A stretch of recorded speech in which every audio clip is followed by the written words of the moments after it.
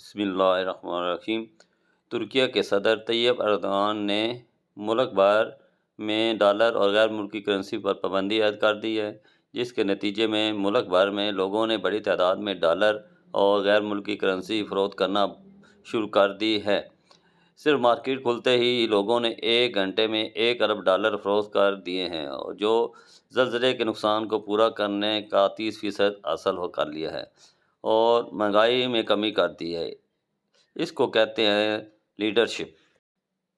اب پاکستانی عوام اور حکومت کو مل کر یہ سوچنا چاہیے کہ وہ بھی اس پر عمل کرتے ہوئے ملک سے مہنگائی کو ختم کریں۔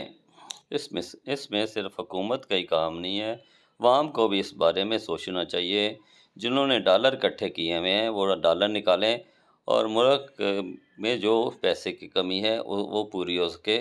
عوام کو بھی اس بارے میں سوچنا چاہیے اور سیاستدانوں کو بھی سوچنا چاہیے کہ اگر ڈالر ملک میں آ جائیں تو وہ اکٹھے کر کے ملک سے باہر نہ لے جائیں۔